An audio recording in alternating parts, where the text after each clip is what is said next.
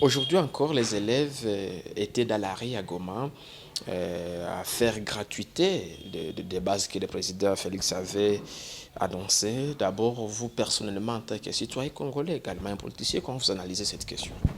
C'est une question qui m'inquiète désormais parce que moi je me dis, ce n'est plus une impression en fait. Ils ont mis la charrue devant les bœufs. Et le problème c'est quoi? C'est que l'enseignement public au Congo, grâce à la participation des parents congolais, a réussi à survivre à plusieurs crises. Nous avons un enseignement qui concurrence avec beaucoup de pays africains en fait. Ce n'était pas ce qu'il fallait, mais ce n'était pas rien non plus. C'était quand même un enseignement, un enfant qui finissait dans une école publique au Congo, primaire, secondaire. Il était capable de se défendre dans plusieurs sujets. Mais aujourd'hui, la fameuse gratuité de l'enseignement risque de tuer ce qui nous restait de l'enseignement public au Congo. Parce que le modèle qui était là marchait encore. Et dès lors que Félix est venu et il a désengagé les parents, ce qui était une bonne chose en soi, mais il les a désengagés, j'ai l'impression, par un coup de tête. Il a dit, ben, ça sera gratuit. Il ne savait peut-être pas que ça coûterait de l'argent. Il ne savait peut-être pas qu'il fallait commencer par chercher d'abord cet argent, ou y aller, comme le vieux Lutundo l'a bien dit sur son Twitter hier, il fallait aller progressivement. Ça veut dire une école où les parents payaient par exemple 100 dollars par trimestre. Cette année, on allait dire les parents vont payer 70, et puis peut-être l'année prochaine 45, et puis après 20, et on va arriver à la fameuse gratuité. Mais comme c'était un coup de tête, on dit on ajoute aux enseignants 50 000 francs ou d'autres. J'étais avec les syndicats des enseignants, j'étais avec les syndicats des élèves, je parlais avec les enfants, je parlais avec les enseignants. Il se dégage qu'il y a un problème. Il y a un problème qui ne va pas laisser la classe politique insensible. Il y a un problème qui ne va pas laisser le président Moïse Katumbi insensible.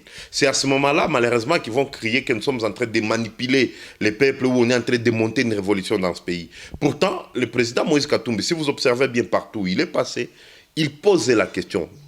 Est-ce que la gratuité est effective? Parce que lui, comme un homme d'État, lui, comme un opposant républicain engagé dans la marche de ce pays, il a pris un engagement devant le peuple congolais. Il n'y a que ceux qui ne connaissent pas Katumbi qui peuvent badiner avec son engagement. Cet homme, avant toute autre personne, croit en sa parole. Et quand le président Moïse s'engage, il s'engage d'une manière formelle. Parce qu'il ne va pas accepter, comme je le connais, que nous perdions ce qui nous restait de l'enseignement public au Congo. Il va être obligé de s'engager. Aujourd'hui, ça fait 3 mois depuis la rentrée, 3 ou 4 mois depuis la rentrée scolaire, et on a l'impression que les enfants n'ont étudié peut-être que 3 semaines. Il n'y a que des grèves. Ici, d'abord, à Goma, et quand vous renseignez à l'intérieur, c'est des grèves qu'il y a partout. C'est-à-dire, si on fait la totalité des jours que les enfants ont étudié pendant tous les 3 mois, ça ne peut pas dépasser 1 mois.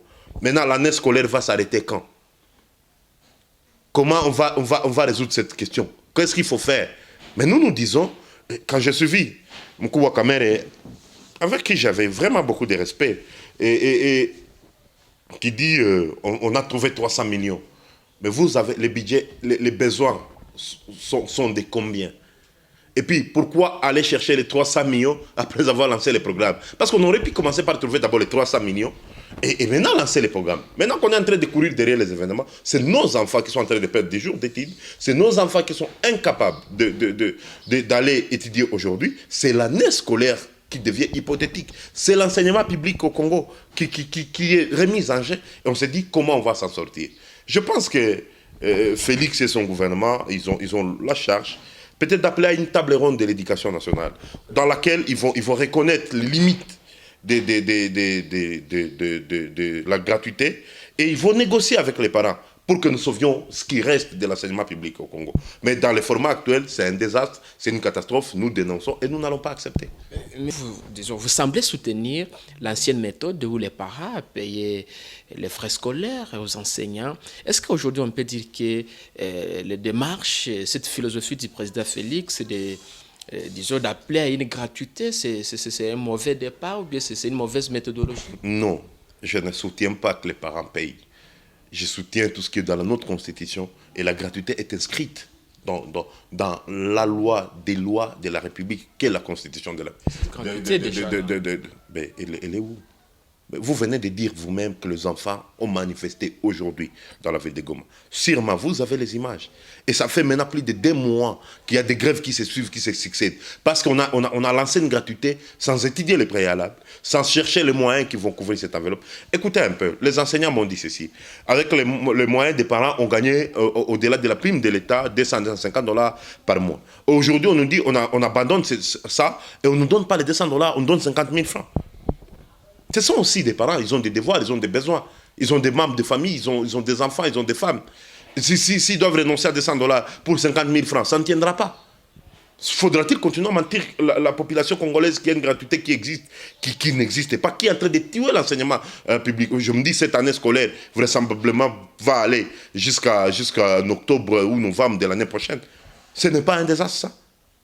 Nous revenons à des époques, de temps anciens, à l'époque de Maréchal Mobutu.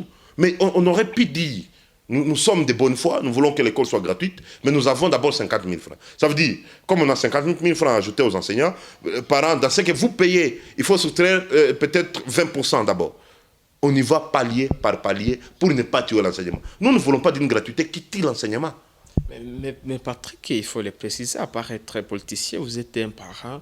Et qu'est-ce que vous pouvez concrètement, disons, recommander, vous pouvez donner comme votre point de vue en fait que cette question soit décantée? Mais je venais de le dire tantôt, qu'ils appellent à une table ronde, où ils vont reconnaître qu'ils n'ont pas d'argent pour payer les enseignants, et que les parents, avec eux, avec les élèves, avec toute la classe politique, nous réfléchissions sur comment faire. On va leur demander, vous avez combien dans l'enveloppe pour la gratuité? Et la différence, on va trouver peut-être un moyen pour dire, nous allons trouver. Mais sinon, s'ils veulent tuer l'enseignement, je les préviens, mon chef, moi, comme je l'ai vu pendant notre safari, il ne va pas accepter. Katumbi va s'engager dans ce combat et ça va devenir un combat intenable, ingérable. Malheureusement, ils vont nous accuser de récupération politique, alors que nous les avons laissés tout le temps pour faire bien les choses. Ils sont en train de s'entêter, ils parlent avec beaucoup d'orgueil pour une gratuité qui n'existe que de nous. C'est-à-dire que Katumbi s'engager dans les combats, c'est-à-dire qu'il va payer il va payer ses enseignants. Mais nous allons mobiliser la population congolaise pour évidemment obtenir cette gratuité.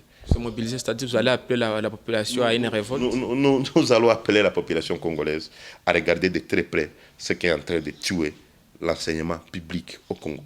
Et les chefs, il fallait suivre vos collègues qui étaient avec nous dans la tournée. Partout, les chefs demandaient, est-ce que la gratuité est effective?